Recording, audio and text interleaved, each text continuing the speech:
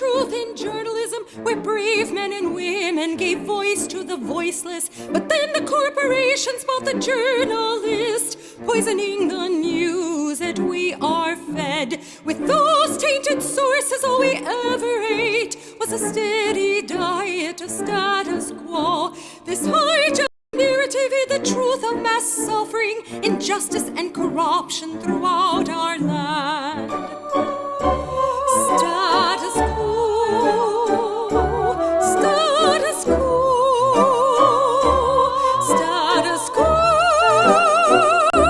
status quo. To expose this shift to oligarchy came a band of honest journalists. They left the studio and hit the streets to give the microphone back to the people.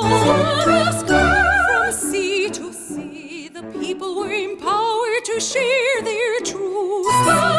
Their voices no longer stifled, reclaimed their power.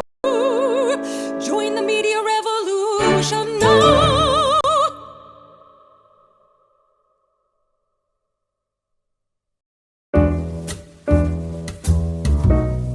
Out front tonight, chaos at the White House. President Trump's deputy chief of staff, his communications director, is just because of their connection to President Trump. And I know you've been saying... We learned recently that Donald Trump threatened to sue his former schools if... Tired of hearing about Trump 24/7? Become a member at statusquo.com for only $10 a month. Click the notification. With your help, we can start the media revolution. And before Bernie went on stage, I spoke with his supporters online here, and you really get that feeling from them. Mic check, mic check. 1, 2, what's happening, everybody? This is Tommy. This is Ty. Jordan is out again. He should be back tomorrow. He's actually finishing up some stuff. We're gonna chime him in a minute. I'm trying to see if this little thing works that we have.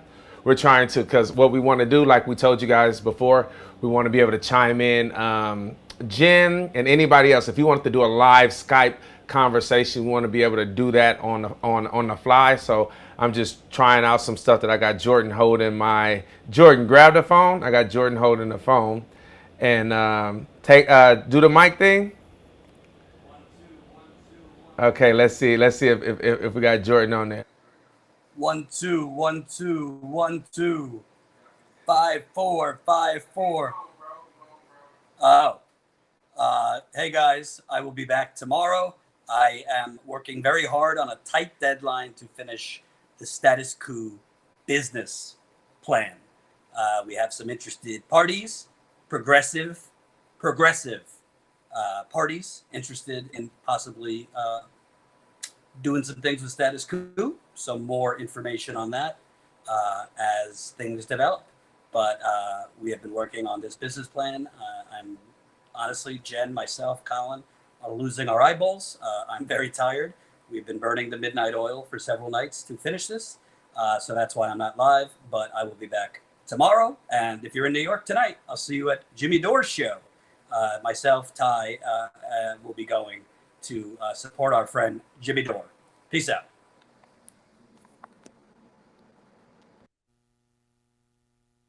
So hit that mute button on that phone, dog. So yeah, so that's what we got going on. I wanted to check and see if that worked. Jordan, but did you want to do that story? Well, yeah, I'm starting right now. I'm just giving them some. I don't know if you guys know, but it seemed like there's an active shooter in Philadelphia. As we know so far, I think 3 officers have been killed. Let me just look it up right quick. Philadelphia. I think 3 officers have been shot and killed. I'm gonna just look up an article to see what's going on. Visit Philadelphia. Bam, 3 Philly officers. Okay, last 14 minutes ago, CNN. Police response to a shooting in Philadelphia where several officers have been injured. So several officers have been injured now. Have been killed. Let me just look it up right quick. Philadelphia. I think 3 officers have been shot and killed. I'm gonna just look up an article to see what's going on. Visit Philadelphia. Bam, 3 Philly officers. Okay, last 14 minutes ago, CNN.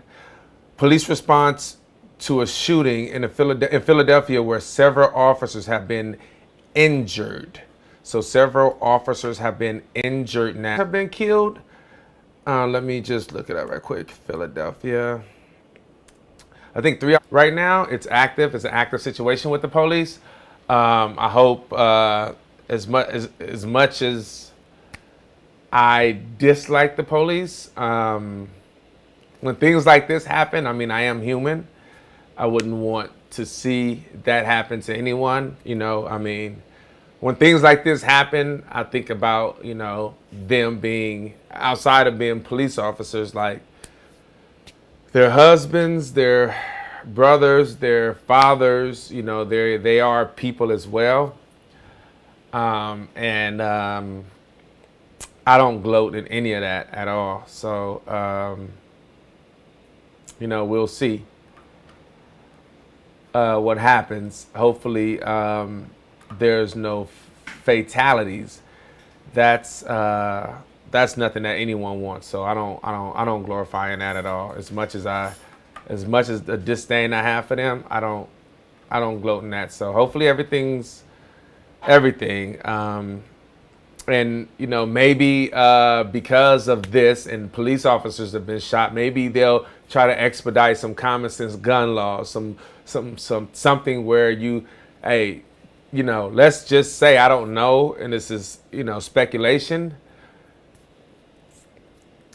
Well, this isn't speculation. This is actually true. Back in the 70s, with the Black Panthers, the reason that California has strong gun laws today is because when you could open carry in California, the Black Panthers open carry to protect the community, and they marched to the Capitol and they open carry. And right after that, Reagan changed the laws and made it quite difficult for anyone to get a gun in California. And if they did receive one, the penalty for that was very harsh and crucial. So I only say that to say that if the shooters happen to be black, then I'm sure they'll expedite some gun legislation, which would, I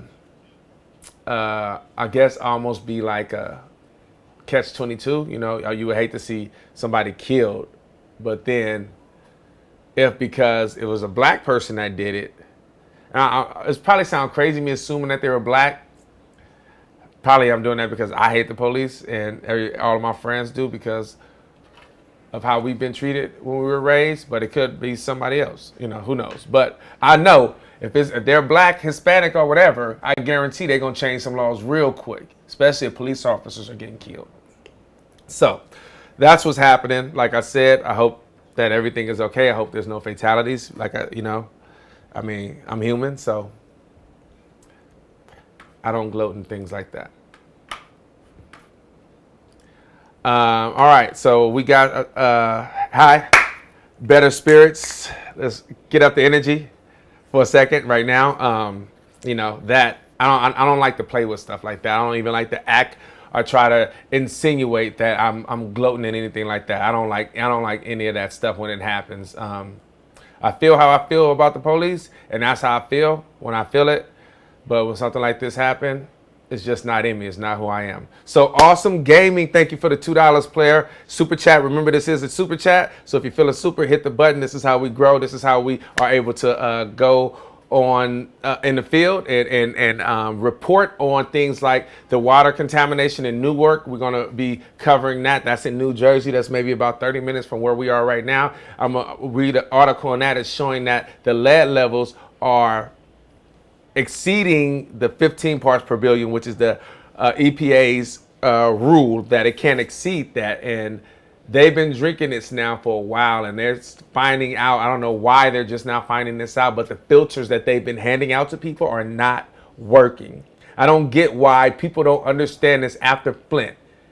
Even the best filter, when you put it in hot water, it messes everything up. And so now we have all these, and this is in a poor neighborhood, majority black and Hispanic.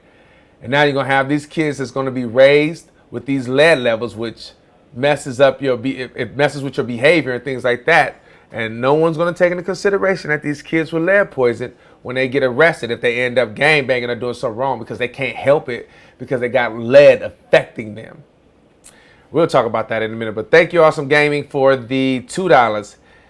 Is he going to talk about the recession? I saw that the Dow went down today. I don't know much about the recession, but some people say there's a recession coming. I'm sure Jordan will have more enlightened information on that tomorrow. But, you know, recession, hey, it always happens. There's always this, what do they call, a facade of growth, like what we're having. Like they talk about, oh, the stock is up. The stock is always up. But why people aren't feeling it? Regular people aren't feeling it. You know what that means? That means that it's not happening. In 2006, 2007, regular people wasn't feeling it because it wasn't really happening. You got people who were able to buy homes, but they were able to buy homes because they were able to get homes for cheap. It was a bubble. It wasn't like, oh, people were making more money and more people were buying homes. No, they were able to get homes for a little money down and then sign some contract that will make their the percentage of what they would have to pay exponentially more after I think about a year or 2 years, and right around then everything crashed, right? So it could be coming. It could be coming. Awesome Gaming. We got another beta virus, $2. Dow drops 800 points today. Wow, damn, that's a lot, bro.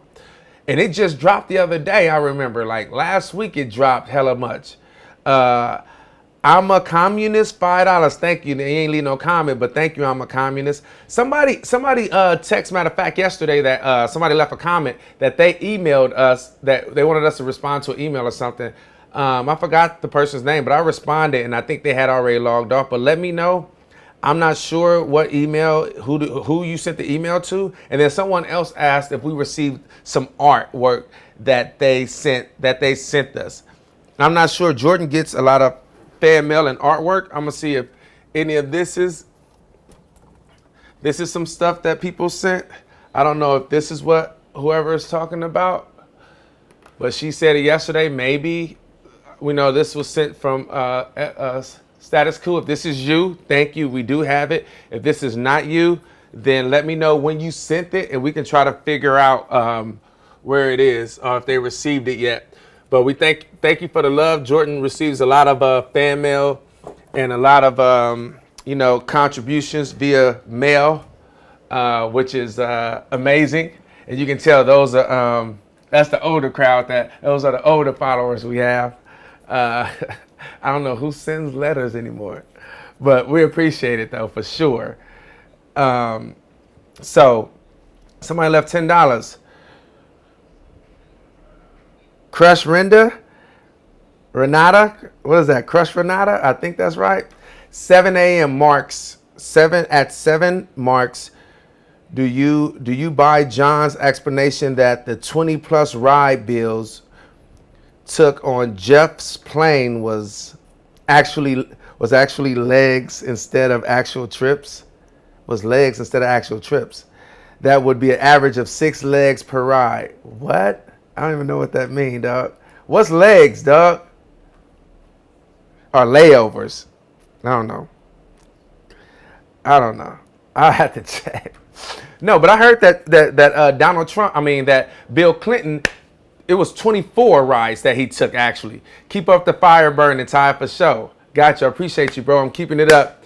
Love. I think my boy is watching. I don't know if I told you guys that I have a friend of mine that I grew up with that when we was 19, he got arrested and he got charged with a murder that he didn't do. And he just got out. We've been out 4 months now. We just talked on the phone. He's been out 4 months now. He got out by the Innocence Project. When he was 19, I had already moved out of Compton at that time, but we've been friends since we was kindergarten. And he got locked up at 19. There was a gun in the car. He said that he was trying to say that it was somebody else's gun. He just said it was his because he had never had any charges. The gun ended up having a body on it. They charged him for that murder. And he'd been in jail 22 years. He just got out 4 months ago because the Innocence Project. He said it was the 4th one. He went through 4 innocence projects. The first 3 quit on him because they couldn't find any information. He didn't let go. He found another project that would help him, and they didn't let go. They ended up getting him out of jail. He's just been out 4 months, 22 years. He's 41 right now. Think about that. That's crazy, right? So we're going to do an interview with him. He probably looking right now. What's up? His name is Wajuba. If you look on status on IG, and I think his IG is like Free Bix. Free Bix. Bix was his name from the hood, from Village Town. But you can check him out and support him. The boy's changed his life. I love him to death. When you hear him, you'll be moved by his story. You'll be moved just by his passion and how he's grown. You know, we had a conversation. He said it took him 15 years while in jail to realize that the bullshit that the things that he's been standing for have been bullshit. And he's talking about like hood shit, in the street, gang banging, pie ruin, and things like that in Compton. So this dude just has a miraculous story, and he's a good friend of mine. I love him to death. Like I said, I've been knowing him since preschool. We went to preschool together, elementary, junior high, all that. So we're going to do an interview with him this weekend. I'm going to do a Skype interview. Then I'm going to put it up so you guys can see it. But let me get back to these. Who else left some money? Is that Carla Curley? $10. Thank you for the $10. Appreciate the support. Carla Curley, I feel like I've seen you a lot, so I thank you for the ongoing support. Jay Stone, that is adorable. Jay Stone. I wonder who Jay Stone. It's a rapper named Jay Stone. And my brother said his name was Stone something. My brother, he's in the pen right now, but he got a cell phone and he be chiming in. That's all I can say. Kep Winter, keep up the fire, burning time. I got you, bro, or ma'am. Kip. Okay, Maddie Perry, $1.99. Can I gloat because I was 100% right about Bernie? 100% right about what? What did you say about Bernie, Maddie Perry? That he's taken over. Who is this? Not Iowa. Who is it? Jordan? Let me look at this. Jordan sent me an email.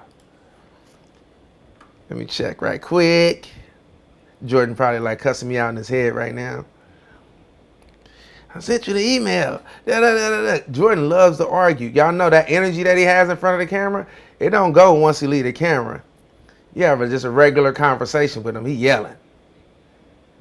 For sure. Hey, I didn't get that link, bro. You obviously don't hear me. So who else? Somebody just left some money too.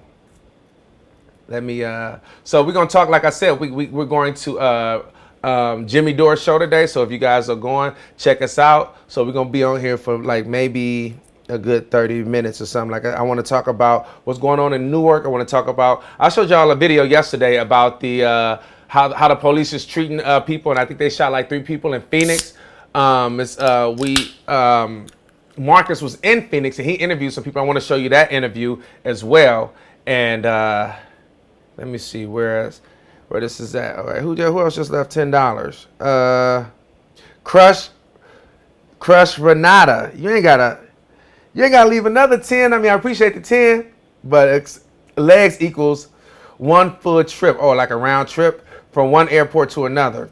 And the link John Lemire on MSNBC is trying to say those 4 trips Bill claimed to have totaled the 20 plus trips previously mentioned. Please see the link. Okay, I'm gonna check that out. I can't check it out right now, but I'll check it out and talk about it. I saw the link though. I clicked on it. I got it. Actually, got it up right now. The link that you sent earlier. So I'll check it out and see what they're talking about. I think he did the 20. You know what I mean?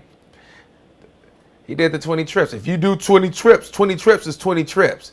You got 20 receipts. That's 20 trips. That ain't 20 legs. You know what I mean? So anyway, let's get into it. Remember, you guys, hit the like button, hit the subscribe button. You guys can follow us on Instagram, follow us on statuscoup.com. Become a member on statuscoup.com/join. You can follow us on Twitter. You can follow us on YouTube. Like right now, hit the like button on YouTube so we can get more people watching it. Hit the like button. Jordan wants me to hit this up more, because, I'm a journalist and not a filmmaker. So right now, and also you guys become members. Right now we are at 684 members. We got 684 members. So we are about, 16 away from 700 members. 16 away from 700. We were 16 yesterday. I thought we got some new members. Okay, 16 away from 700 members. Become a member from $5, as cheap as $5. I'm gonna go to this website so y'all can see. We're not playing no games. That's not what I want to do. As low as $5 a month. You got them for $10. You got them for $20. And you got the annual $179, if I'm not mistaken. statuscoup.com/join. You guys can become a member and be a part of the media revolution. That's what Jordan be saying. Be a part of the media revolution. Just show y'all, give y'all some. News that the warden at the federal lockup has been reassigned, and 2 guards tasked with monitoring members. $5, $10, $20, annual $179. When you become a member, you get behind the scene footage. Jordan just asked me to record some stuff. What I'm doing right now, as far as the graphics for the background. Right now, you just see the status quo, but you'll be seeing like this. We got this hard. It's gonna be nice, real nice background. Just images of the reporting that we do, but how it's laid out. I saw it in the documentary. I'm stealing the idea. It's gonna be hard. You get that. You get bonus content. You get a call. If you do $10 a month, you get a monthly call with Jen, Jordan, and myself. And we're going to start doing a podcast. So we're going to get that. I was telling Jordan that we're going to kind of lightweight steal their idea. Records to cover up that mistake. According to the Young Turks, do like a post game. Well, not really steal their idea, because I'm thinking I want to do like a debrief of different interviews we have. Like when we have an interview and we show an interview, or we're like at an event or something, I want to do like a debrief for the members. Well, me and him just kind of talk about it, how we felt about it, and the little behind the scenes, maybe what happened before, or if we thought the person. Now we ain't gonna put nobody on blast if we thought they was an asshole or nothing like that. We probably won't do that. But just like how we felt about it, and do we feel like the person was real, keeping it a note, or it seemed like they was dodging stuff. So we're going to be doing things like that when we're on the road, getting behind the scenes with me and Jordan arguing about some simple stuff. We're going to talk about that and just some fun stuff, some serious stuff. We're also going to do a podcast, which is different than our regular show, which we're going to be talking about a lot of stuff and just going to be kind of candid, just conversations about everything, you know what I mean? And to have it to be a little different. We're gonna have that. We already got a podcast right now, but the podcast consists of just the audio of the show. So we're gonna have like an actual, in addition to the audio, you're gonna actually be able to get new content on the podcast. So all that stuff is coming right now. He's doing the business plan. So once you get that, we've been doing a whole lot of stuff, by the way, getting all this stuff together. Like I said, with the studio, we've been getting stuff. We got a lot going on. So things are looking up and they're looking beautiful. And we are as passionate as ever about the injustice that's going on in this country. You ever hear about getting to the topic? Nah, because you got me in front. I get to do what I want. And if I'm in front, period. Now, what you got to say? Let's talk Bernie. Let's talk Bernie. I didn't see the article, dog. Like, I looked in the email. Look. Oh my God. It's not here. This is. Open the thing. Look, this is right here. Bam. I don't see it nowhere. The Hill. Oh, bam. The Hill. Look at you. That's why we need you. Go ahead. See, that's why we need Jordan. Tell Jordan that's why we miss him. Nah, you don't We don't need. Do you know how many lives? We don't need free product placement. Do you know how many lives you have with your drink this high on this table? Down here. But it still go here. You see AM, PM. What is it? 7-Eleven. So, folks, if you don't know, I've been off air for a little bit. There's a lot of like behind the scenes business stuff going on that have required my attention, Jen's attention, Colin's attention. I've kept Ty out of it for good reason. And basically, we have some folks interested. He think black people stupid, y'all. No, that's not it. Come down. Yeah. So we have some folks interested in maybe, doing some funding with us, some progressive entities, not the oligarchs, not the Democratic Party donors, not the Republican Party donors. So we've had to do a lot of financial things the last 3 or 4 days, which is giving me a brain aneurysm. That's why I've been off air. I'll be back tomorrow. But I wanted to join Ty. Join me. Go ahead. I don't have a mic. I got you. That's what I'm about to give you right now. I wanted to join Ty because I think, 1 second while I get mic'd up.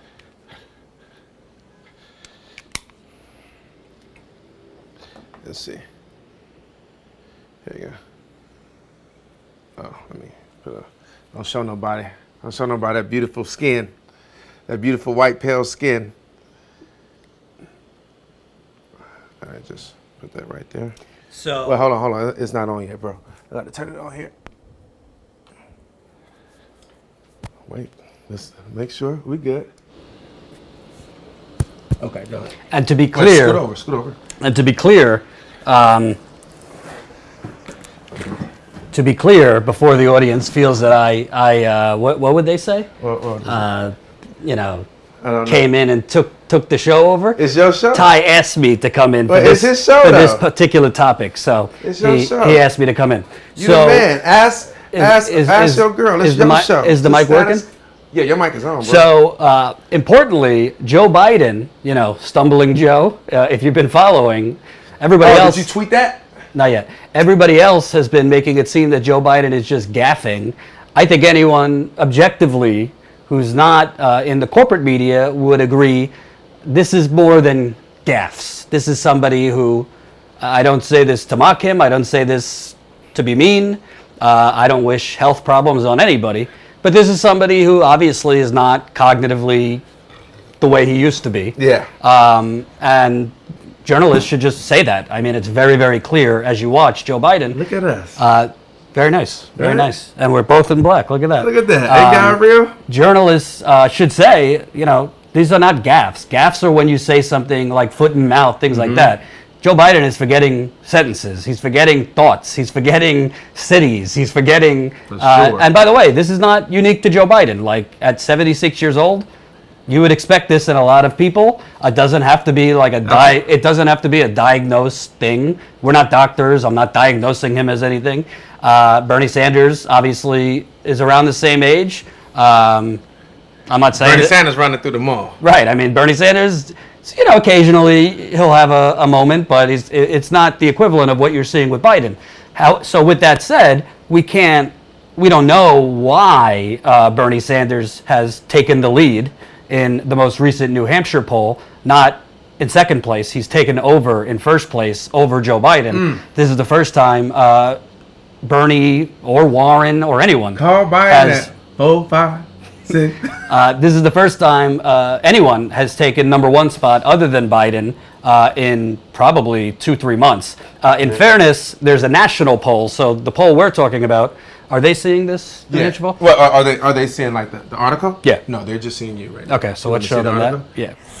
Who feel queasy about the president standing up there and going after President Clinton in this way? I'll defer to Willie's answer there. It's no. The guardrails are gone. There's no one in the White House or in his immediate orbit who are going to get in the way of any sort of tweet. They've given up. They feel like that is separate to what happens. It's kind of sense of hopelessness. That's right. And Yamiche, we've heard this time and again. I'm thinking about the Elijah Cummings week where he was tweeting about him, and the reports from inside the White House were of staffers sort of huddled in a room saying, are you going to tell him this is bad? Are you going to tell him? And ultimately, no one tells him.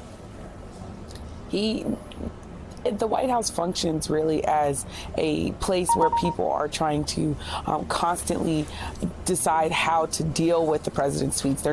It's not a place where anyone's trying to alter the president's behavior. They realize 2.5 years into his presidency that that's just not the way you survive and keep your job. All the aides I've been talking to, up in South Carolina. So it shows momentum for Bernie Sanders. It's not that great for Elizabeth Warren, who in the last New Hampshire poll, I believe, was about tied with Bernie. So she has dropped in the New Hampshire poll by a few points. But I think what's important about this is a few things. Number one, again, I want to be honest. I want to be clear. I know people, don't like Joe Biden. I'm not a fan on policy, but we're not making light of like age-related issues. Yeah. But if the former vice president has moved from, I believe he was at 23% in New Hampshire down to 15%, something to be said about that.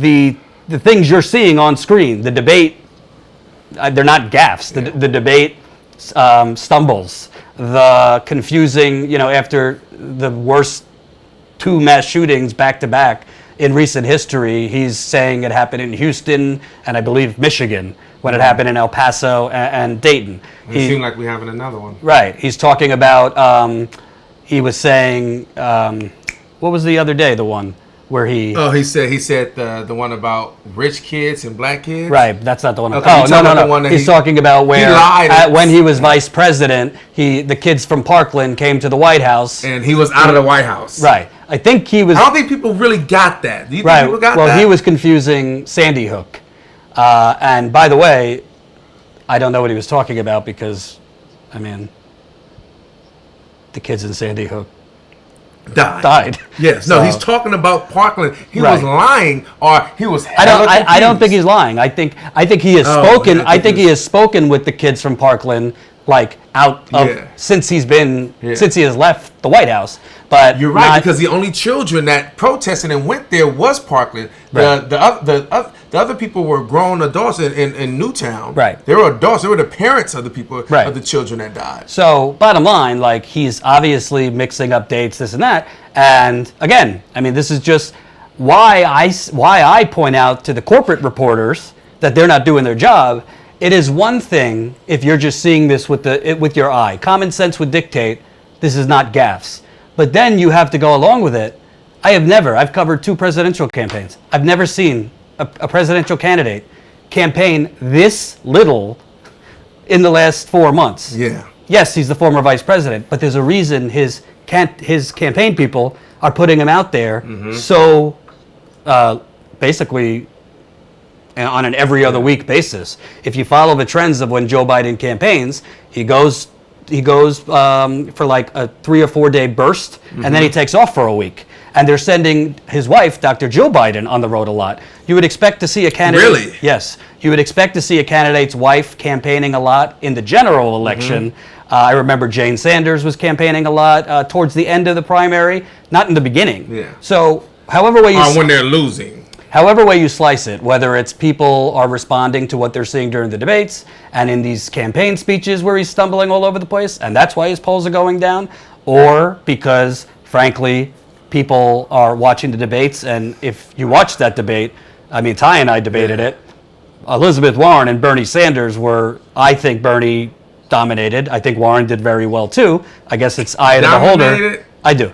I said Bernie dominated in comparison to his first debate performance, which I think was kind of lifeless. That's understandable. But I think Warren, it was like 1A, whatever, however way you put it. Yeah. Maybe you thought Warren did better. No, I thought it was equal, but I think what you're saying is you was he finally did it. It just made you more excited because your boy finally did it. Right. But the point is, I think you're seeing Bernie take over in New Hampshire, I think, because of that debate performance. I also think, frankly, and I've said this for a while now, Bernie Sanders, the only thing I want him to borrow from Donald Trump, the only thing.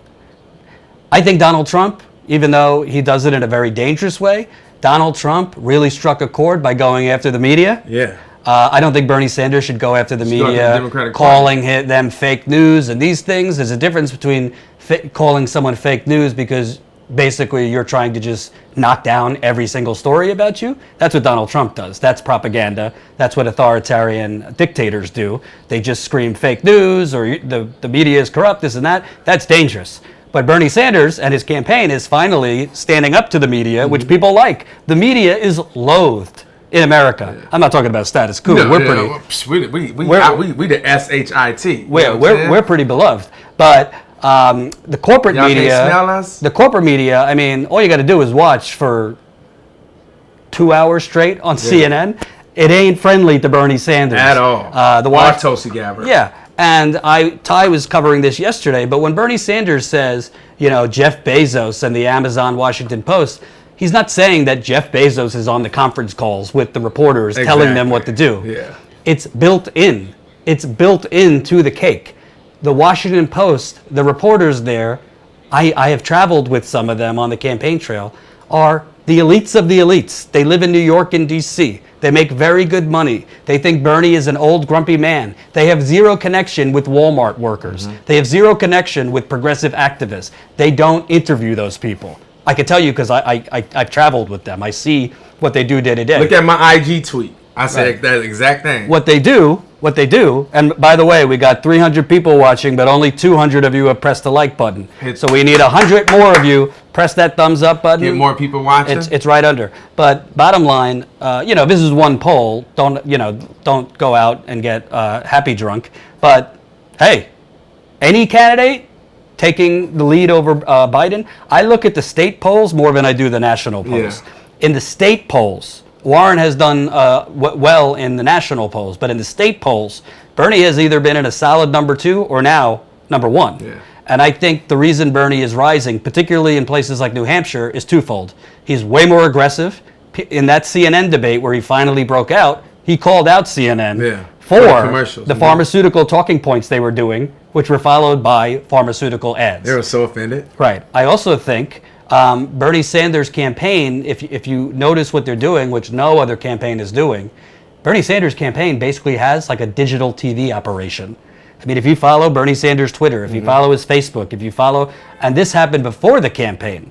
They started this where Bernie Sanders' campaign, Senate office was basically building out like, I guess you could say like now this style videos. And it's on his Twitter, it's on his Facebook, it's on his Instagram. Also, Bernie Sanders went on the Joe Rogan show, which is, I don't know how many subscribers, it's in the millions. 5 million subscribers, and I think the last time I checked, the interview had 8 to 10 million views. Really? Way more of it he's going to get on CNN or MSNBC. And by the way, these are. And it's going to be a fair interview. Right, but these aren't only like progressive people who watch Joe Rogan. That's true. He has people who aren't on the right, but he also has people that are apolitical and aren't like diehard politics because he interviews sporting figures, celebrities, this and that. So, and by the way, Rogan, you should have me on. We've reached out to you several times, but I digress. So start the hashtag. Hashtag Rogan, bring us home, bro. Status Rogan. Rogan. Wait, status Rogan. No, it's Rogan coup. Yeah, Rogan coup. So the bottom line is, and Bernie has a YouTube channel, great point, which is constantly updated. So I think Bernie Sanders, it's one poll, but Bernie Sanders, why this New Hampshire poll is important, and this is what I told you before we went live, Bernie cannot win if he doesn't win New Hampshire. And hold me accountable if he loses New Hampshire. He has to win New Hampshire because it's possible he's not going to win Iowa. Iowa, to me right now, is a toss-up. So? I think it's a toss-up. Elizabeth Warren? No, I think it's either going to be Biden or Bernie in Iowa. Oh, why do you see? This is the thing. Like, but CNN is talking as if Elizabeth has Iowa. Because CNN has been propping up, of course, Elizabeth Warren for. But I'm saying they didn't even mention Bernie. They was like Elizabeth has Bernie supporters. CNN leaves out the fact the last Iowa poll, which showed Bernie at 9% in Iowa and had Elizabeth Warren, I think, at a strong second place. 62% of those polled were over the age of 50. Landline. 62%. Ain't nobody call my cell phone. 62% of those polled in that Iowa poll over the age of 50. CNN knows this, but of course they don't give the context. If 62% are over 50, I would expect Bernie not to do that well in that poll. Because Bernie's, he has older supporters, he do. But his strength is the younger, under 50 crowd. Like Obama, when he ran into in 2008. Right. So, bottom line, this is a very, very... Bottom line? This is the first time I've said bottom line. This is a very, very... now we have 6 officers have been shot in Philadelphia. Oh, shoot. That's off to our left. 6 officers shot in Philadelphia. This is a very encouraging thing. Now you have... not the 6 officers, the Bernie. Good correction. Gotcha. Bad 6 officers. I'll be looking. I'll be looking out. So... Look, they're doing a live... Caption? Caption. You didn't put that on? Hell nah. That's crazy. That's good. I guess, yeah. For people that can't hear. Yeah, but somebody has to turn it on. I don't even know if you can turn it on. I thought, because I've been seeing YouTube do it a lot. I've been seeing on a lot of videos, but I know it happened like on the live. Look at that. Ain't he real, y'all? So the other thing I want to point out here, which I think is very, it's bad for America, but I think it's good for both Bernie and, frankly, Elizabeth Warren, to be honest. If you look at the stock market, if you look at the trends, a recession is coming. Probably full-blown by the end of this year. Economists have been warning, dating back to the end of last year, that a recession is coming. If a recession comes, that is bad for the country, but it's good for the progressive argument that if we keep giving the keys to either extremist Republicans or middle-of-the-road, basically Republican-light Democrats, you're just going to keep getting these cyclical boom and bust things, because we get these boom and bust where there's a recession, then there's a near depression, then it's okay for a few years. Okay meaning okay for the elites. They say it's a booming economy, not for working people. Not at all, because they don't what? Right. I don't beer. That's what? Not the that's people. Not my people. Not the people we meet. No, that's what they think though. Right. I don't know who they are. I step over them on the street. Snorky 2K says it might be a full-blown recession by Friday. Well, good thing good thing my 401k is already done. But look, tell me this: do you think it'll be like maybe what do they call that? A backfire, in the sense where they will think, oh, we have a recession, then we don't want to like give the keys then to a progressive that wants to have everything free. You know how people have the idea. Well, that's the corporate line will go out. But I think most people, if there's a recession, you think most people are going to say, oh, let's go back to the way things were, which is the neoliberal order. No, they're gonna gravitate towards, whether it's Bernie and his Medicare for all, free public college, canceling student debt, Warren, the wealth tax.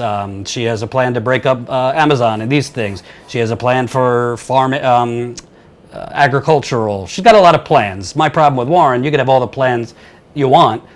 If you don't have a movement behind you to apply pressure to both the extremist Republicans in charge of the Senate now, or the corporate Democrats, that they're not going to just like, hey, President Warren, let's just do what you want. No.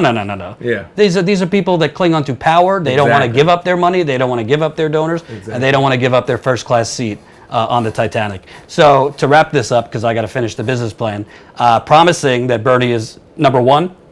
One poll doesn't make a trend, but he's up 6 points over Biden. Warren is down 12 points. And by the way, as important it is for Bernie to win, as important as it is, I'm also on a steroid right now. Is that what you call it? Making me drowsy. Because if I would have said it, you'd be like, you're stupid. Yeah.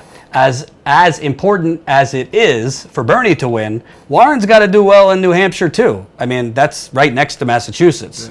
If she doesn't do well in New Hampshire, then people start saying, well, if you can't do well in your backyard, how are you going to do well in South Carolina, other places? More importantly, if Bernie loses New Hampshire, the corporate media is going to declare him dead. If he wins Iowa, he has a little bit more room to lose New Hampshire. But I personally think right now it's a toss-up in Iowa. I think the polls aren't actually reflective on who's going to win in Iowa. Hillary Clinton was far out ahead in Iowa, in all the polls, even close to the Iowa caucus in 2016. But it was basically a tie at the end. She won by 0.2 of a point. If you want to say she won, I'm not sure she won. So this is encouraging. The last thing I will say, that Bernie has momentum when the corporate media, who is already 24/7 against Bernie, ratchets it up. I mean, if you're following the Twitter Silver from 538, that fake wizard who is growing in worse and worse on predicting political outcomes. Nate Silver, he's the pollster that. For who? CNN? No, he has his own company. He's on poll on Twitter. Oh, it's the guy at the company that people hire. It's a third party? Maybe pay attention to politics and study up a little bit. I got gas. Great. Nate Silver has been attacking Bernie on Twitter for the last few days. Then you had the New York Times did a story basically saying Bernie didn't talk to anyone at the Iowa State Fair. However, he had the largest crowd. I think him and Warren basically both had the largest crowd. They said that? Yeah, they had a picture. Bernie doesn't talk to anyone in Iowa State Fair. He doesn't do any retail politicking or anything like that. Yet he had the biggest crowd. basically it was like Warren. So did and they Bernie. like follow him throughout the entire? Right. So basically, the media, when lying. Bernie has momentum, they kind of increase the pressure as far as making it seem that Bernie isn't resonating. He's lost his mojo. Warren is taking the lead, and then, incredibly, the Washington Post, who literally wrote 16 negative stories about Bernie Sanders. In 16 you were hours. Right. It was in 16 hours. hours. I was right? You were right. Because he loved to try to correct It was me. in My 16 shoulder hours, hurt, not 24 hours. The Washington Post, who Jennifer Rubin for the Washington Post, I clocked it, wrote 3 columns in 1 week negative against Bernie Sanders. You have literally every week in the Washington Post, story after story after story after story going out negative about Bernie Sanders. Has nothing to do with the fact that their owner, Jeff Bezos, was shamed, embarrassed, dragged through the social media streets. And like I said yesterday, though, even if that's not the case, who wouldn't think that is the case? Like if after I put you on blast in front of everybody, you fold for a good reason, and then all of a sudden I get 16 stories, any rational person would say, oh, that's Jeff Bezos. Even if it's not. You would think that, and it's very rational to think if you got 16 stories in 16 hours, they don't even have that much time. Before I go, I just want to make sure you know that the audience is very interested in reading your armpit. I guess they're trying to read your tattoo or something. I'm going like this because my shoulder's hurting. Oh, so people are trying to read. Okay, but my shoulder's hurting. So, I'm not mocking. Oh, you're not mocking? No, I'm telling you, people want to read it. So this is actually a verse from Tupac and Malcolm X quote at the end. It's the verse is from White Man's World, the second verse in White Man's World, Tupac, and then this is the quote from Malcolm X saying, moderation is not a virtue, and extremism is not a vice. Something like that. I forgot it, but that's what it is. So I gotta go. I gotta finish this, and then if you're in New York, I'll see you later. I'm gonna go watch our friend Jimmy Dore, his comedy show, 8 o'clock in Brooklyn. I ain't going no more. He's not going anymore. Look at that. So he just offended me. He asked me for a ticket this morning, and now he's not going. He just tried to play me right now. He's gonna leave Jimmy in the lurch. Jimmy my shoulder hurt, and I go like this. He's like, "Oh, people want to read it." No, I was saying people want to read your armpit. I wasn't mocking you. Secondly, I'm sensitive. Yeah. Secondly, Ty's going to discuss the Newark water crisis. A lot of you have asked me about that. Ty and I will be headed to Newark, hopefully as soon as my back is back. This week. I've been kind of icing and heating and relaxing because I threw out my back. Probably next week, we're going to go to Newark, who's had a lead problem in their water for years, but now finally it's getting attention. So we'll be in the field there, which means I think we're 16 members. We're 16 members away from 700. So make sure. I mean, obviously, if you don't have the money, you don't have the money. We don't want to make your situation any worse. If you got $5 a month, if you spend $5 a day or whatever on coffee, I go to Dunkin' Donuts. It's probably not wise of me to do that.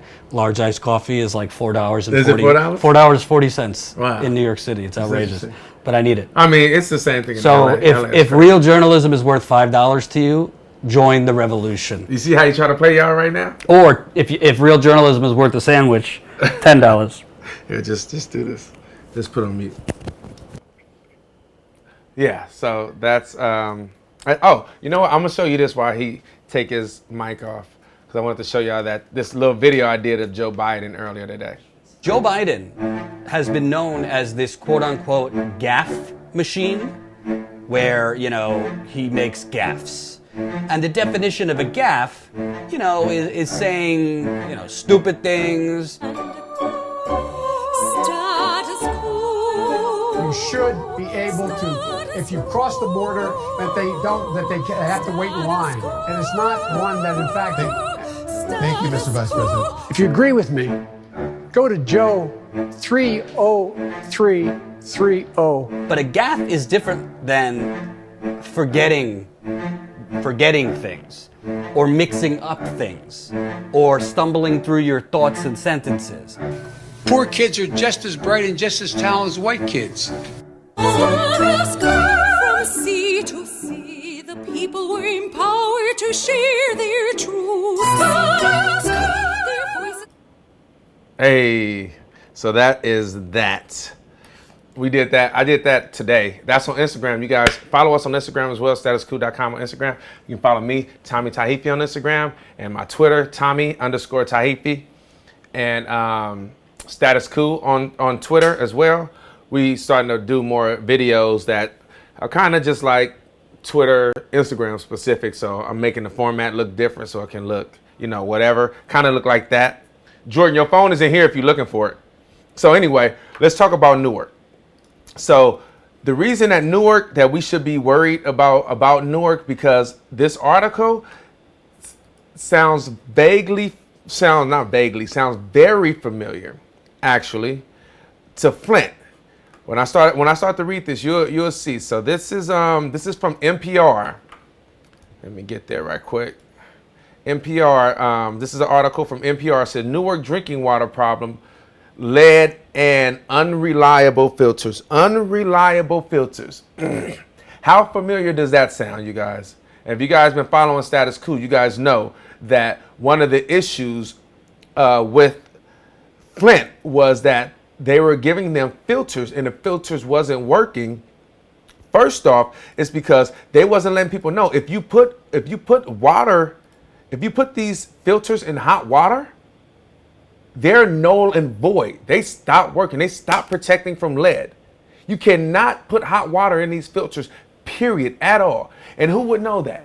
Who would know not to put hot water in the filters? Oh, it's filtering. I'm not thinking if I use hot water that I normally use when I use it, that it's not going to take the lead out, that it's going to mess it up. And then the cold water won't even have lead. Won't even be able to protect you from, Jesus Christ. I don't know if y'all watching the news, but that's crazy. The police is running away. I don't know what's going on in Philadelphia, but I guess they were being shot at and they were running away. It was like 10 police officers running away from the scene. That's crazy. But anyway, let me get back to this. So pray for them. Like I said, pray for them. Lead contamination in the drinking water in Newark, New Jersey is not a new problem, but the city's fleeting solution has become newly problematic. Officials in Newark, the largest city in New Jersey, which supplies water to some 280,000 people, began to hand out bottle of water on Monday. So they began to hand out bottled water on Monday. This crazy. Y'all gotta, okay, let me stop paying attention. Like, what's happening in Philadelphia is looking very intense. I'm sorry. So that is because U.S. Environmental Protection Agency, the EPA, has concerns about the filters that the city distributed to the residents. So, wow, that sounds familiar, right? Last week, and this is something that I don't even know is an issue. I don't understand why this is an issue for them. Why didn't they realize, look, we should test these filters out? But this bothers me because this is happening in another black community where they just try to hand things out and not even try to test it to see what else is going on with it.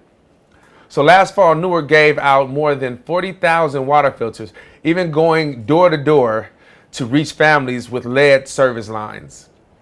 The toxin is believed to have leached into the drinking water through old pipes between water treatment plants and people's homes. Free filter cartridges would remove 99% of lead in the Newark city. So that's what it would do if it's not contaminated. And 99% of lead would be less than, it shouldn't be any lead, honestly, to be a note. It shouldn't be any lead in water. But the EPA level says it has to be, what's up? Yeah, I told you it was right here. I just yelled it up. The EPA says that it's the allowed limit is 15 parts per billion and under, which that's the allowed limit, I think, for like the environment or something, not for people to consume, to keep it 100. EPA, Environmental Protection Agency. That's for the environment, not for people. It should be zero for the people. Anyway, let me go back. This is crazy. I feel like I should be.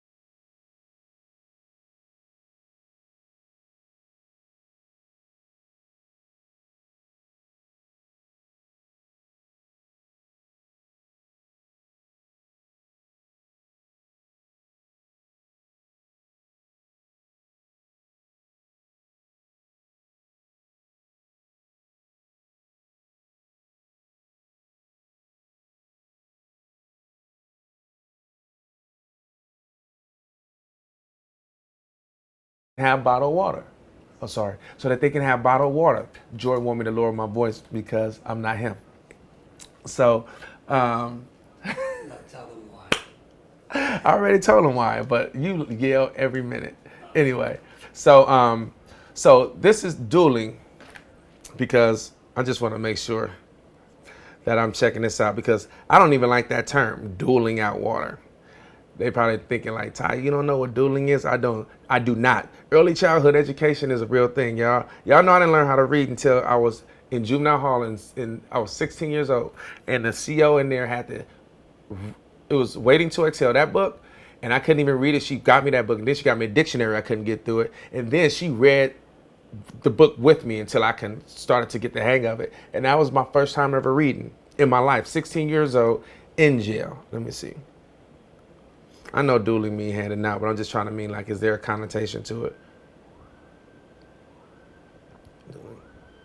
Like a form of payment, a similar payment by government. Doling. This is not doling out a portion or allowance of money, or a portion, especially given regular intervals, charity. So charity, oh, it's just charity. That's what it means, huh? Update on that. Yeah. Might be 2 shooters. Oh. And they might have like hostages. Really? That's all they always. But they're okay. So update on the Philadelphia. Inside a house. Inside, okay, that's what I saw them surrounding your house. So inside the house, it might be 2 shooters and they might have hostages. And it seemed that they may have some real firepower because I saw hella police running away. And one of them that was running away actually had a gun in his hand. So they may have like those semi-automatic AR-15 style type guns. Like I said, it is semi-automatic, just like a handgun. But the difference between a semi-automatic rifle and a handgun is the pressure on the trigger. For one, the trigger pressure for a handgun it's a little. You got to give it a little force to pull it. They call it a feather trigger that's on these, and you can just pull it like this. That's why when they had those bump stocks, once you start those bump stocks, just start going like this because there's no pressure in between you pulling the trigger and the velocity of the bullets and how far the bullet can go, and the type of bullets that you can put in there. So it's a lot of difference. A lot of people just say, oh, it's just cosmetic. It's a semi-automatic. People are just scared of the way it looks. No. It performs completely different at a higher capacity, at a higher, what's the word I'm looking for? Whatever, you know what I'm talking about, right? Performance. It has a higher performance. Period. It's that for a reason. It does the same thing, except you have to pull it every time instead of just pulling it once and like an automatic, all the bullets will come out. You got to pull it, but it's a very light trigger. Anyway, so that's what's going on. Seems like they're in a house in Philadelphia. 6 police have been shot already. Seems like it may be 2 shooters and they may have hostages. You know, we don't know the circumstances of it, but 6 police officers have been shot. So that's considered a mass shooting. Anything of 4 people or more, including the shooter, gets shot is considered a mass shooting here. Now they have police officers that's been shot, so I know they're gonna take that into consideration more. They're gonna take that more to heart because it's the police, and you know our government likes to act like they love the police and they care about the police until they're the police that was some of the first responders in the 9/11 attack. Those police had to fight for years just to get money for their health because of asbestos, and they was getting cancer, and they had to fight. Congress didn't want to give them no money. Had to have Jon Stewart come and like plead and cry for these people that half of them campaigned for these people that they claim they love, the first responders. They didn't even want to get them no money. So, like I said, the people that the government claims to love, which they don't. If police getting away with their money, they're going to do exactly to police what they do to us, period. Period. That's what they did to the first responders. That's what they do to veterans. That's why you see that the suicide rate, 20 veterans a day kill themselves by suicide because they don't have the resources. So you will get some fake love.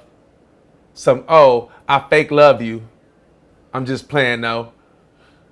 Because you ain't gonna get no money. So that's what's gonna happen because they don't have to duel out nothing but prayers and considerations and that. But as soon as they gotta give some money, I don't know what you're talking about, bro. I don't remember that part. That's how they're gonna talk to you. Anyway, I digress. So Governor Phil Murphy and Mayor Ras Baraka, both Democrats, which don't matter because they were Democrats in, well, not the governor, I guess, but the mayor was a Democrat in Flint. The president was a Democrat when Flint happened. Both Democrats said that joint statements that they were prepared to duel out the bottled waters. Okay. They added that the city and state will need assistance from federal government to provide and distribute the bottles, and they should get it. But, you know, you never know with Trump because these are rat-infested places that Trump don't like. So they're rat-infested, roach-having, and everybody in Newark should just go back to where they came from, really. I don't know why they bothering our president like that. I'm sure that's what he's going to say. In January, Baraka urged President Trump to help protect Newark's freshwater infrastructure system instead of funding a wall. Ooh, you shouldn't have done that. You should have said instead of doing something else. Y'all ain't gonna get nothing. Y'all mess with Trump and his wall? Psst, y'all know how Trump is about his wall. Y'all better stop playing with him. Newark, he said, instead of funding the U.S. wall southern border to detour immigrants, it will cost an estimate of $70 million to replace the lead service lines in Newark. Wow, $70 million. And you know what? This is what they're talking about. Now, if it's going to cost $70 million to replace, oh, I'm still on me and I didn't even go back to the thing. I'm sorry. If it's going to cost $70 million to replace the service lead lines, no one's talking about the pipes inside the home. Once that lead gets in those pipes, guess what? Those homes, the pipes in those homes have lead in them. And that lead only came because of the messed up lead outside in the mains and in the service lines. Do the people not then get their lead in their homes changed? Because if they don't, they're still going to be getting lead poisoned. Why isn't no one talking about this? This is what Flint had to go through. Flint went through this exact same thing where they were like, and this is a very poor city where they don't even have the money to get bottled water on their own. They're like, oh yeah, we're going to change the service lines, but the homeowners are responsible for the pipes inside the home. I'm responsible for the pipes inside my home when you decided to change the water to Flint and not put any corrosion control in it? That you don't take that into consideration that, oh, there would not be any lead in the pipes in my home if you didn't change that water and the lead from the outside pipes from those lead service lines didn't come in my home? And they're not even putting that as part of the price. They're going to go through the same exact thing. Watch. And they're going to still be getting poisoned. Because even if they change, like I said, even if they change those service lines, the lines in the home, people don't have money to just change pipes out. Matter of fact, since I'm talking about this, I'm going to show y'all this this is what we got going on. It's going to be coming out soon, so don't trip. Yeah. Y'all check out this. Y'all gonna love this. This is Flushing, Flint. I think we told you guys we got people optioning it right now. So we got people, hopefully we'll be able to give it to like a network that'll get a lot of eyeballs on it. But we have someone that has connections that's in the industry that is shopping it around as we speak. So that's good for a lot of people to see what's still going on in Flint. People are still dying in Flint. We were just there for the 5-year anniversary, and the people don't know they are still drinking poison water and people are still dying. I'm gonna show y'all that video too, but here's the trailer for Flushing, Flint.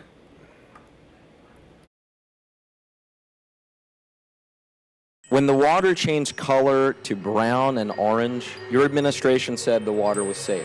When people reported rashes, hair loss, odor, and even sewage, your administration said the water was safe. When Legionnaire's disease began to infect and later kill numerous citizens, your administration said the water was safe.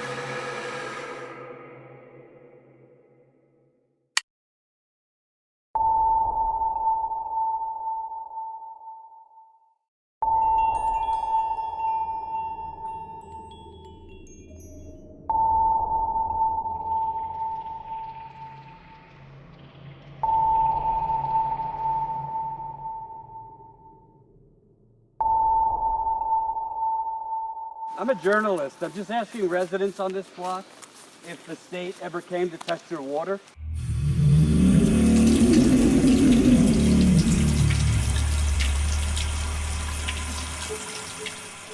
They told me they needed to go to the kitchen sink. That's where they went. They turned the water on, let it run for, like I said, like a minute, and collected their sample. Your results are interesting because 15 parts per billion is the limit. So them telling you to let the water run for that long, that's probably why you were getting such low results. When they did it, do you remember if they turned the water on and took the sample right away, or did they let it run first? They let it run a while. They showed up at my door and they handed me a pamphlet and said, okay, it's safe to bathe in, before they even went in my house. Have you had any problems health-wise since the water switch? Itching, breaking down, and stuff like that. My teeth, yeah, so. And I've had pneumonia. Our skin and our hair. I've been getting a lot of boils. Go ahead, get it. Right. Bro, I'm telling you. And I get them like, just bro. And they were worse. My daughter did have a miscarriage. He was at Heritage Manor, went to McLaren, where they had the Legionnaires. My father is dead.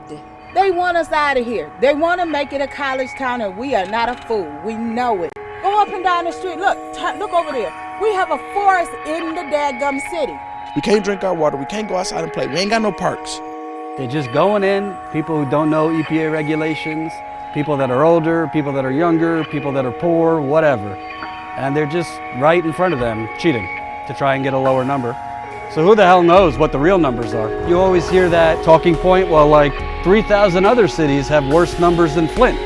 I think what we're getting at here is we probably don't know the real lead levels in Flint because they've been flushing out the lead before they test.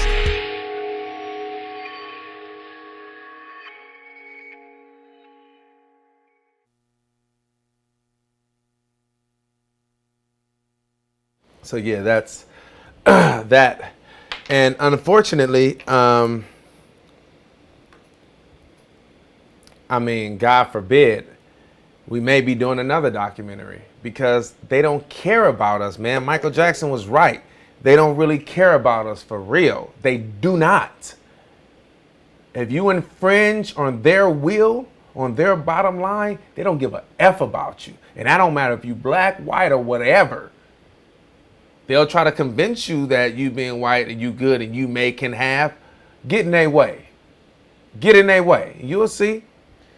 And I just hope it doesn't happen. I hope it don't. But man, historically speaking,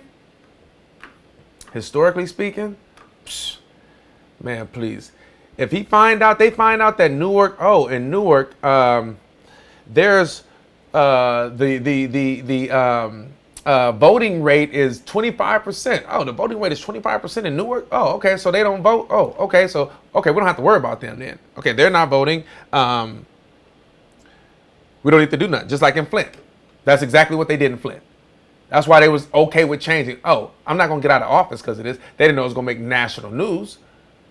But that's it. That's what, oh, the voting block is what? Okay, I can still be mayor. I can still be governor. Oh, I can still be president. It's not going to change. See, that's what happened in Puerto Rico. Trump didn't give a fuck about Puerto Rico because Puerto Rico cannot vote for president. And he knew it wouldn't affect them. What he didn't realize, though, is that, oh, these people are moving to New York and to Florida. And they're going to be able to vote. And they are not going to forget what you did. He responded that way because he thought it would not touch him. It didn't matter. They cannot vote for president. He didn't take into consideration how many people were going to be forced to leave and have to come into the mainland and be with their family. And after a year, they have voting rights in those states. He didn't take that into consideration. And we know Florida is always up in the air. Period.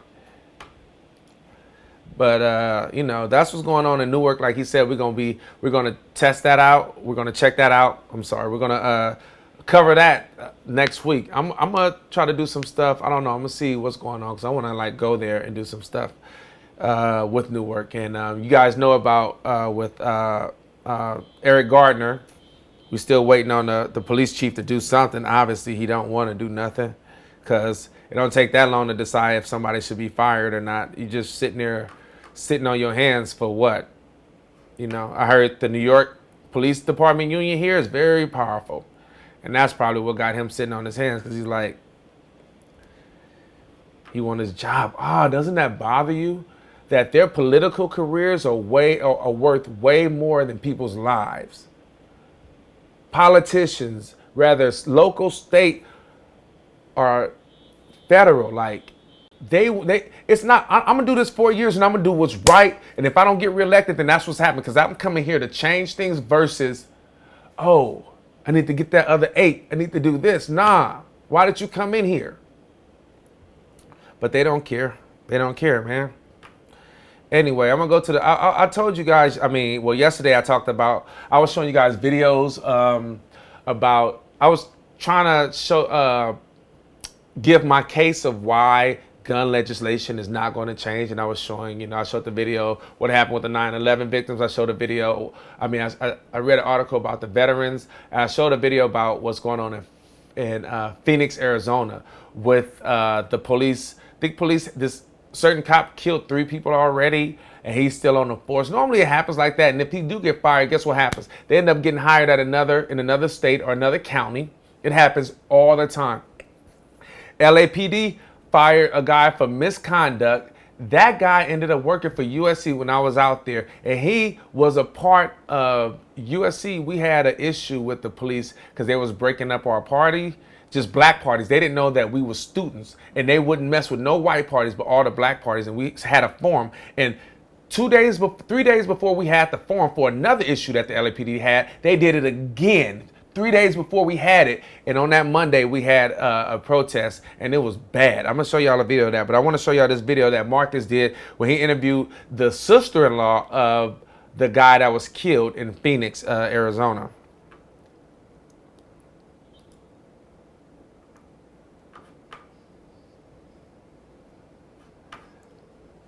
Don't y'all love these commercials on YouTube now? Y'all remember back in the day when YouTube was real? And they ain't had no commercials? I guess I should be mad because that's how we can get paid a little bit. I should be tripping, but I hate when I lightweight hate those commercials. But we thank you guys for watching those commercials when we're monetized. I'm hella fake, huh?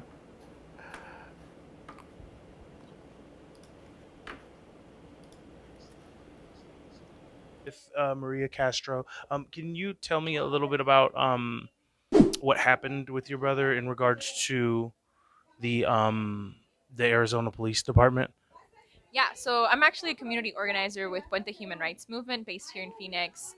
And I remember that morning we were talking to each other as staff, like, hey, we got a call. One of our members saw her neighbor being murdered by police. And at the time, it was something that we were actively looking for, trying to reach people, tried to provide support. And I had a really busy day and didn't get the chance to look things up.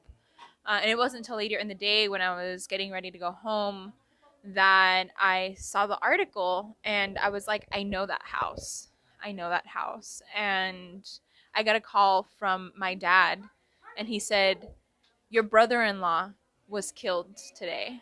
And I immediately knew. I had to call my sister because her husband had been killed. And it was a complete shock. It was, you know, he was detained previously, and so I think that's why police just like decided to go in guns blazing. Um, you know, even though it was actually an ADOT investigation, Arizona Department of Transportation, because somebody was using a ID that of someone who was deceased. He was using his deceased brother's identity because he was undocumented. And so you get like all of these worlds colliding, right? Like people trying to survive in the state of Arizona, living in these racist laws, trying to just make a living. And he had to use his brother's identity, and they went in for someone else using somebody else's ID, you know, and ended up killing him. Um, and it has been incredibly difficult for my sister and for her family. Um, you know, my nephew hasn't been the same. My niece 2 months ago had to walk across the stage and receive her diploma without her father being there. You know, she has a tattoo, the same of a similar tattoo that her dad had. And that's what was with her, right? And she carries him in her heart. But that's nothing compared to having him there on her graduation day. And I know like there's a huge void in my sister's family, and so I think that and meeting other families who have been through similar situations, working with Hector Lopez's family, Alejandro Hernandez, working with Lorenza and the case with Paco, working with all the people who have been beat up with the police, has been an increasing and like looming pain around the Phoenix community. Yeah, it just hit me, and I realized who exactly you were when you told the story of your niece, because I have watched the town hall over and over and over again from a couple of months ago, or from last month actually, and apparently that was not the first one of those this community has had. Um, so I was just wondering, like, does that do you feel like that town hall or things like that make a difference? And if that doesn't make a difference, or it does make a difference, good. But if it doesn't make a difference, what do you think the community needs, or what do you think you need from the Phoenix PD and from leadership in the community to make the necessary changes? I mean, step one, stop killing us, right? Like, that's the first thing that we need. Like, stop killing us. The person who killed Jacob Harris earlier this year, a 19-year-old, you know, it was the third person that he had killed already. And, like, similarly, like, we've seen cases where officers have killed multiple people and have still serving, like, I mean, after the first one, they shouldn't be in uniform anymore, right? So what we need is a very clear process of accountability. I think with the town halls, they're important avenues for people to be able to participate. I think what's lacking is the follow through. We've had many of these, you know, the viral video, right, that we saw of the Ames family. The gentleman in that video is the cousin of Michelle Cusseau, who was killed by the department a few years back, you know, and it's already hit home for their family twice. Had there not been those brave people, those brave neighbors in that area, recording and intervening, de-escalating the police, like, who knows, maybe both he and his cousin would have been killed by the Phoenix police. And so we definitely need a body that enforces these changes that are suggested, because they have people with flip charts and, you know, writing down all these suggestions, and they haven't gone anywhere. They haven't gone anywhere, and I think that this needs to be implemented in a different way. These changes need to be addressed in a different way. There needs to be more questions asked for the community leaders, and specifically people who are directly affected. You know. So that was going on. You know, there's a couple things that she talked about. I want to show you a little bit of the town hall. But it's something in the town hall that one of the kids said the other day. I mean, that I heard one of the kids say at the town hall. And he said, if this is a town hall about resolving an issue, where are the police officers that did this? And that stood out to me because the thing that I was telling you guys about that happened to me when I was at USC, it was the same thing. And I got upset. And excuse me, I went off, and they had to shut me down. They didn't even let me talk like I wanted to talk. I went off because I didn't appreciate the decorum. I didn't appreciate how it was set up. I'm like, y'all just here for show. I didn't feel like they was here to resolve nothing. Like it pissed me off. And it pissed me off because back in the day when I used to be out there and I went to jail and I was in the street and I was gang banging and everything, like they would be like older people, like if you just pick your pants up, maybe the police will leave you alone. You just do XYZ, maybe the police will leave you alone, like it was me. And you know, I didn't know I was gonna go to USC and everything, but just so happens I ended up going to college, getting my life together and doing that. I didn't get into USC. I didn't go to USC till I was 34. So it took me a while to get it right, but I got it right? I graduated when I was 36. I went with 33. So I get to USC, I'm good, I'm doing what I'm supposed to do, and guess what? The police still fucking with us. They still broke up the party. They slamming girls on the ground. They doing all this. You know why? Because it wasn't me. It's about their perception of who they think I am. They didn't know we were students. They didn't know we were USC students. If they knew we were USC students, they wouldn't have done anything. Can you mute for a second? Yeah.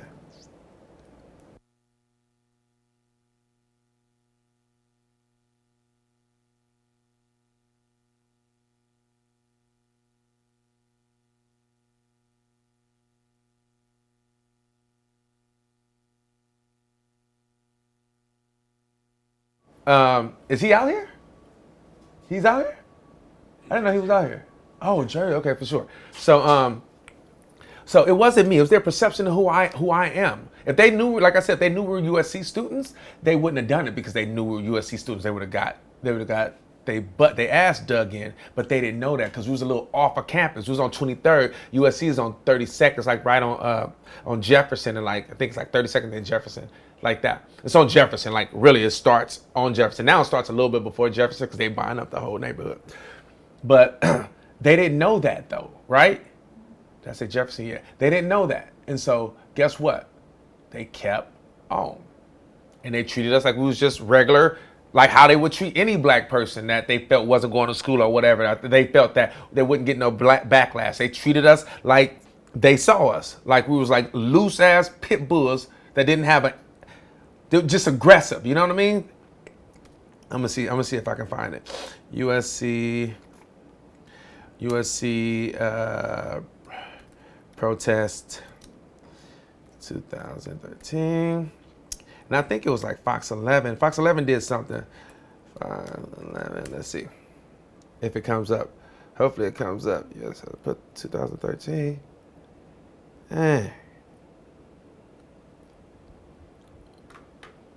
Let's see. LAPD.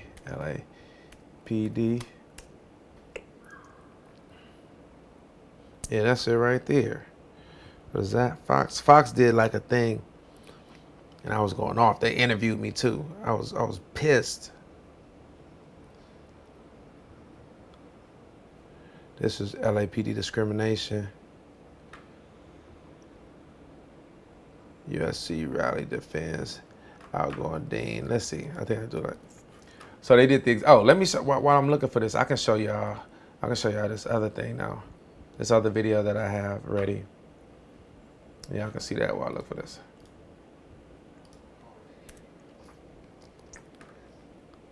Fox 11 News.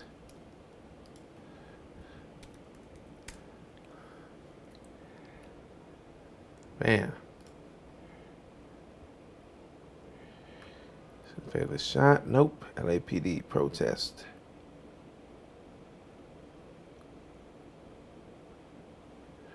LAPD. USC students.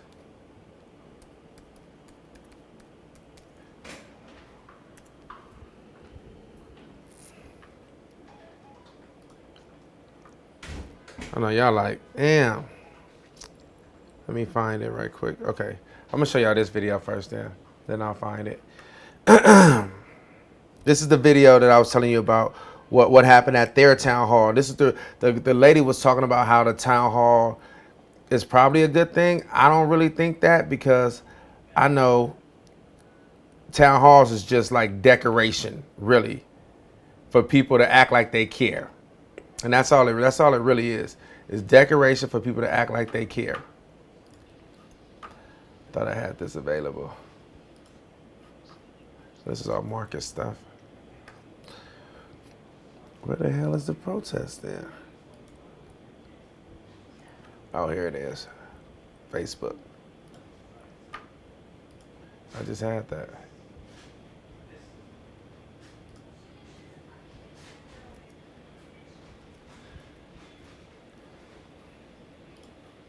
Of Phoenix police officers.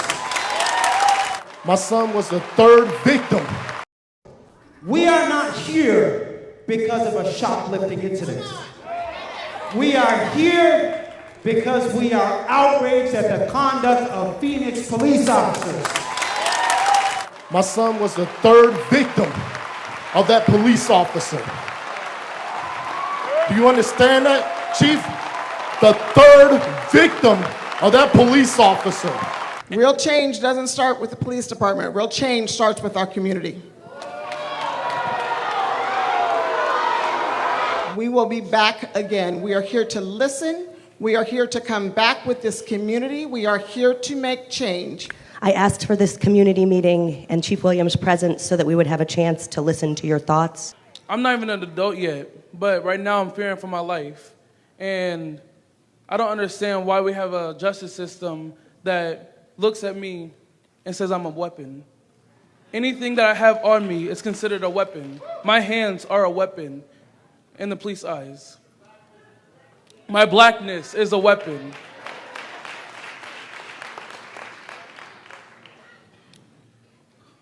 When you look at me, what do you see?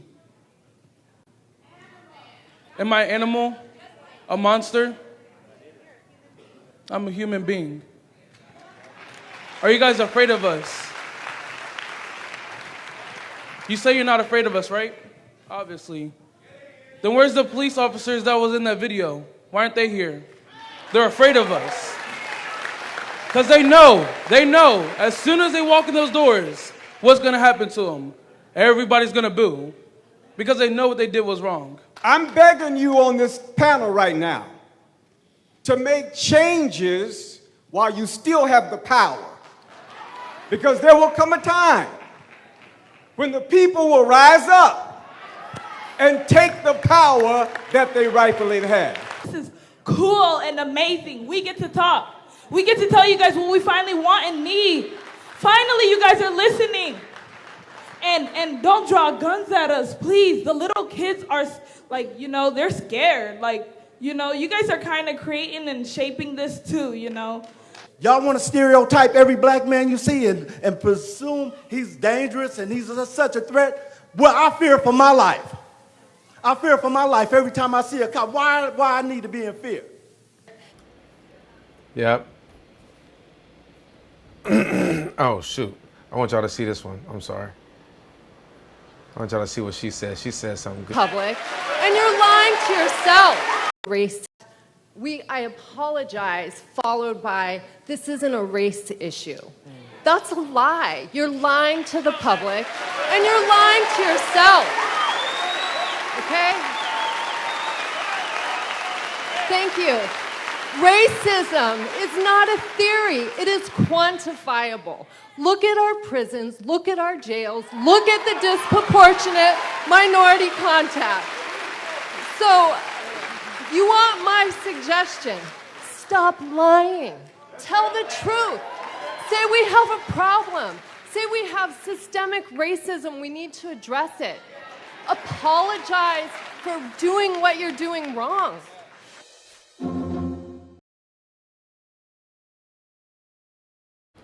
Now, the same thing that happened. You see what what that little kid talked about. If y'all care, if this matters, like, where are the police officers that were a part of this issue? Where are they? Guess what? They wasn't nowhere because they wasn't supposed to be there, because they don't want to be confronted. They want to continue to have the disconnect. Because if I disconnect from you, guess what? I can see you as whatever I want to see you, not human.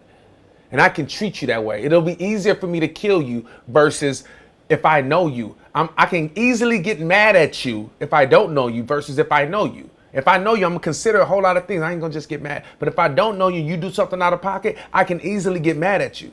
That's what happens. If you don't have those people, the cops that did what they did at that forum, why are we here? Because they're the ones that should be trying to connect with the community, right? Let's see. Let me go black. Student protest 2000.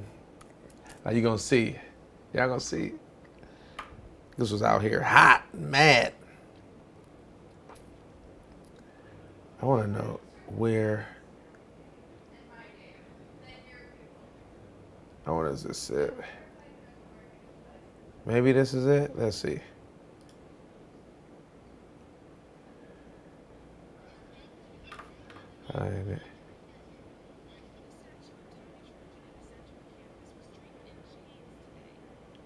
Oh, this is it. Yeah.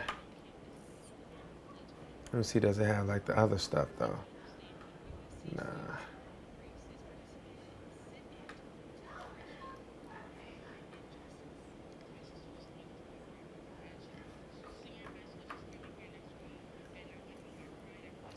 I'm gonna find it right quick. I told her basically it was safe to be black on this campus, and I'm gonna make sure it's safe for her to be here.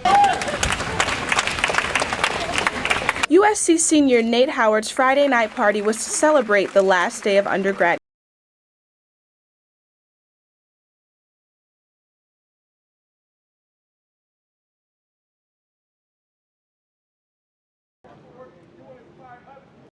Separate a group of unified people because they saw it as a threat.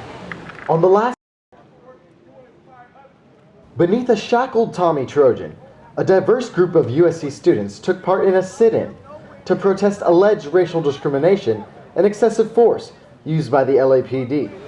What the police were trying to do was separate a group of unified people because they saw it as a threat. On the last day of classes of the spring 2013 semester, police responded to a noise complaint at a predominantly black house party on 23rd Street. After 2 a.m., when the party's crowd was slow to break up, LAPD supervisors put out a call for help.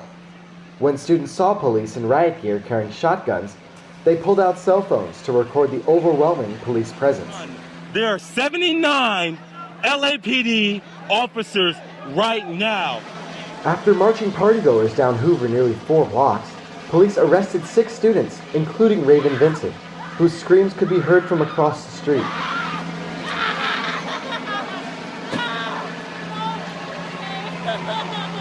Screams at the sit-in protest echoed the frustration felt by many students who believe excessive force was used. Real talk. Not apologetic for speaking up for what you believe in.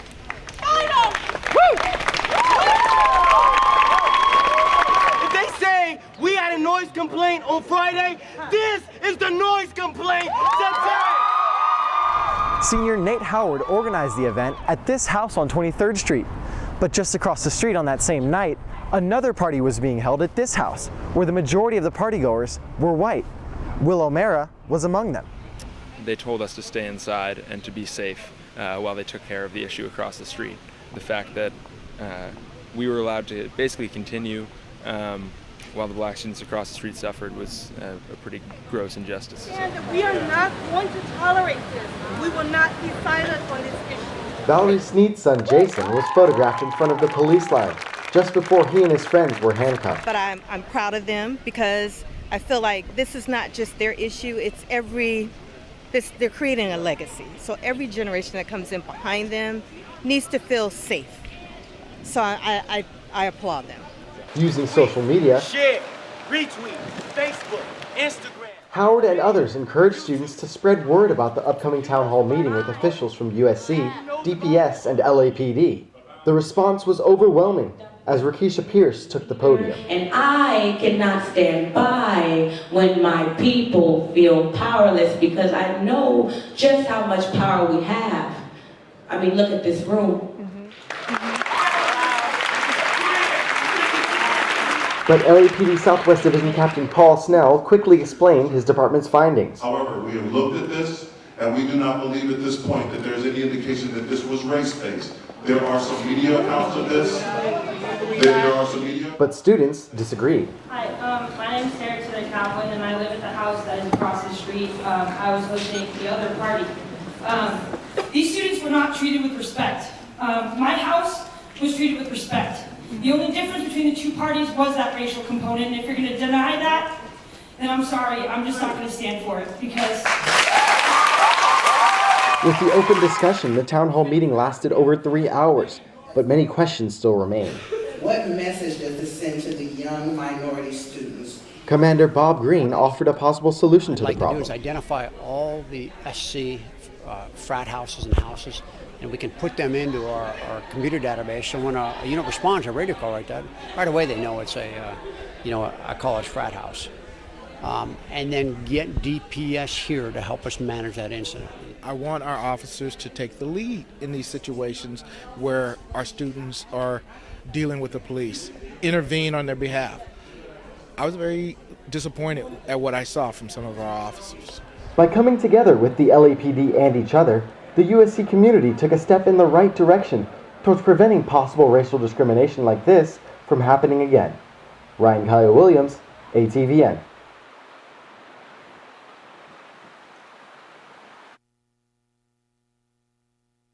I don't know if y'all saw me in the back on that last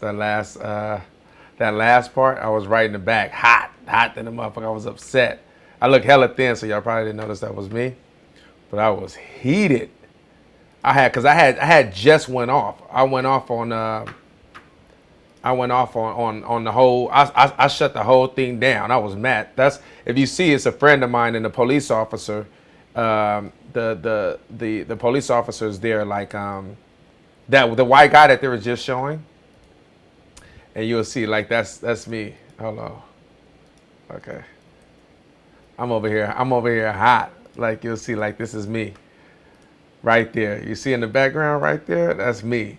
I'm hella thinner. But where this guy is, he's the captain of, like, the school police, USC school police. Right behind him is the white guy that they were just talking to. He's the captain of the police in that district in LA, this guy right here.